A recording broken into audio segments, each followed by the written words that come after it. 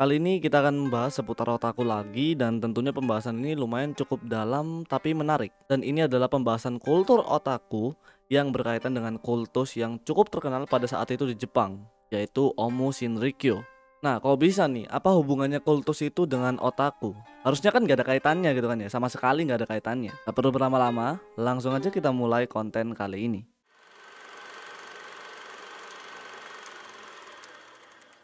Oke, jika kita berbicara otaku, kalian pasti paham apa definisi dari otaku. Tapi aku mau kasih gambaran dikit kalau kata otaku itu sebenarnya memiliki definisi yang berbeda-beda pada era-era di Jepang. Contohnya di zaman Edo, kata otaku itu merujuk kepada keluarga atau kediaman seseorang yang dihormati. Jadi penyebutan seperti rumah Anda, kediaman Anda, keluarga Anda cenderung menggunakan kata otaku. Nah, beda lagi pada tahun 50-60-an di Jepang. Kata otaku kebanyakan digunakan anak-anak muda saat itu, dan kata otaku digunakan untuk menyebut orang lain, terutama di era-era gerakan aktivis mahasiswa Jepang pada tahun 60-an. Dari awal mula sampai perkembangan tahun 60-an, sebenarnya tidak ada yang salah dengan kata otaku ini. Bahkan otaku tidak mendefinisikan seorang kutu buku yang tertutup dengan lingkup sosial dan hanya berorientasi pada sesuatu yang ia minati. Bahkan di tahun 70-an akhir, istilah otaku itu tidak digunakan sama sekali. Tapi masyarakat Jepang saat itu menggunakan istilah nekura. Dan masyarakat Jepang saat itu mendefinisikan nekura itu sebagai seorang yang tertutup dengan lingkup sosial dan terlalu asik dengan sesuatu yang tidak dipahami orang lain. Dan nekura inilah yang menjadi awal mula pendefinisian geeks dalam bahasa Inggris atau bagi orang-orang barat. Kata otaku ini belum digunakan sama sekali sampai akhirnya datang Comiket tahun 80. Acara Comiket tahun 80 ini bisa dikatakan sebagai lonjakan besar pertama dalam dunia otaku, sehingga banyak yang menobatkan jika tahun 80-an awal di Jepang ini adalah generasi otaku.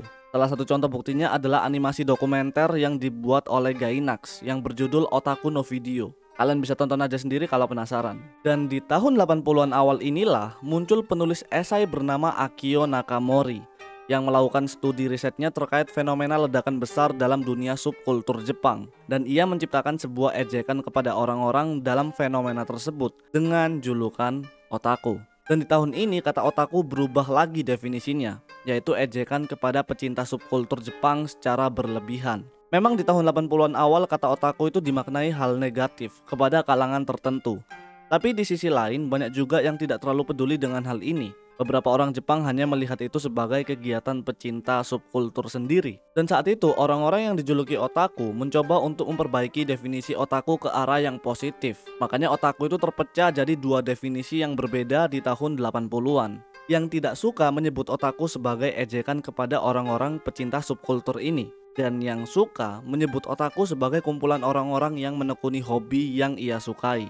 Makanya wajar aja kalau respon Jepang dan Indonesia itu berbeda dalam menanggapi otaku ini. Karena kita melihat definisi otaku dari definisi yang berbeda. Kita melihatnya dari definisi yang kedua, sedangkan Jepang melihat otaku dari definisi yang pertama. Tapi pada akhirnya otaku Jepang ini gagal memperlihatkan sisi positif komunitasnya. Setelah munculnya Tsutomu Miyazaki dan kultus Omu Shinrikyo.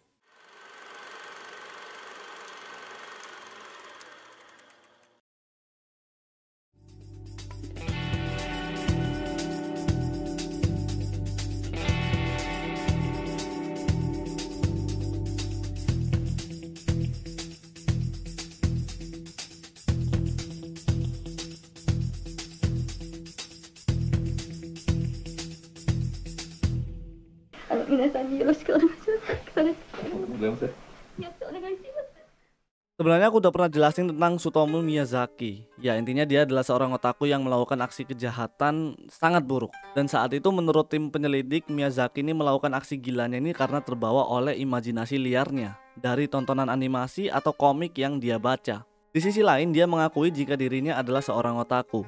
Inilah alasan kenapa otaku itu makin memburuk di Jepang. Nah, Miyazaki ini bukanlah satu-satunya. Di saat Miyazaki melakukan aksi gilanya di tahun 8889, di waktu yang sama, ada sebuah kultus yang lagi berjaya di Jepang, yaitu Omu Shinrikyo. Awalnya kultus ini disambut sangat luar biasa, karena pimpinannya yaitu Shoko Asahara dianggap sakti dan dapat melihat atau meramal masa depan. 彼女にエネルギーを入れると彼女はどうなるんですか？彼女はもちろん超能力者にもなりますし、それから健康になりますね。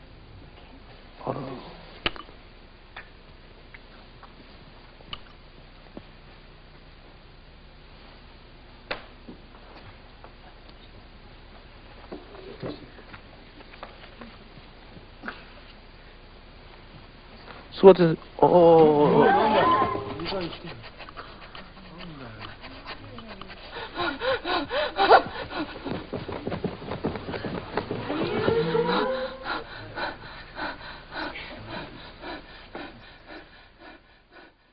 Udah banyak banget orang yang bahas kultus ini terutama di YouTube, dan kita semua tahu jika pada akhirnya kultus ini dihentikan dan Shoko Asahara ditangkap karena sebuah insiden kejahatan di Jepang, terutama saat kultusnya melakukan aksi kejahatan dengan gas sarin di kereta bawah tanah Tokyo. Penyelidik saat itu mulai mencari tahu, tentunya dengan tujuan investigasi atas insiden yang dibawakan oleh kultus Omu Shinrikyo ini. Sampai akhirnya para penyelidik ini atau pengamat menemukan sebuah benang merah antara kejadiannya Omu Shinrikyo dengan Tsutomu Miyazaki, dikarenakan kultusnya sendiri sering menggunakan istilah otaku. Dan akhirnya semua terjawab jika fenomena yang dialami oleh Omu Shinrikyo tidak lebih adalah sama seperti yang dialami oleh Tsutomu Miyazaki. Perbandingan yang dijelaskan pun cukup sederhana. Pertama, Miyazaki adalah seorang otaku yang memiliki ruang lingkup kamar yang cukup berantakan dan dipenuhi barang. Ini disebut sebagai sense of space. Semakin jauh Miyazaki membenamkan dirinya kepada video atau dunia maya, semakin sedikit pula nilai sensorik yang dimiliki Miyazaki pada ruang dunia nyata. Hal ini sama berlakunya seperti Omu Shinrikyo, contohnya dari kuil mereka sendiri, yang terlihat seperti bangunan umum.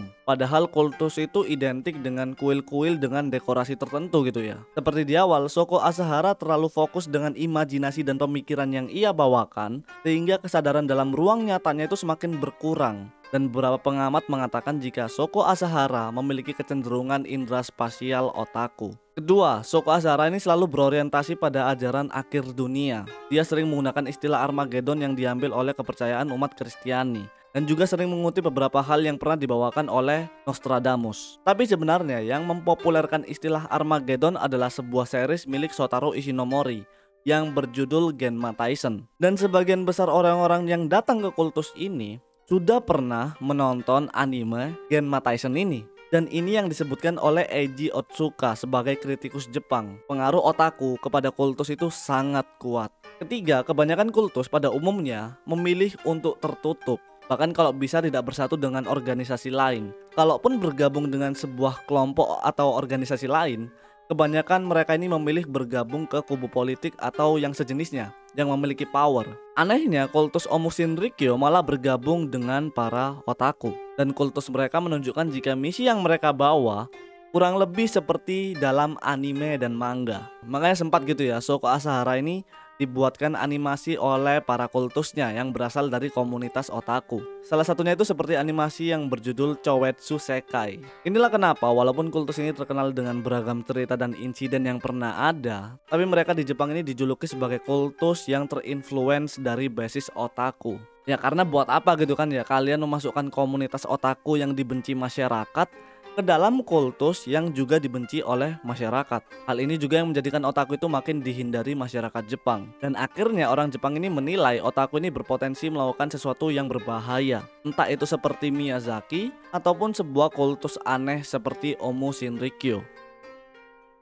Oke, sebenarnya konten ini bertujuan untuk membukakan faktor-faktor dan sejarah yang menjadi pendefinisian otaku, mau di masa lalu atau di masa sekarang. Tapi intinya kalian tetap sehat semua gitu lah ya. Jangan seperti yang di video ini, jangan dicontoh. Jadikan ini sebagai konten hiburan kalian. Semoga kalian otaku yang masih bebal mendapat pencerahan dari video ini. Terima kasih sudah menonton. Aku Jen, sampai bertemu di video yang selanjutnya.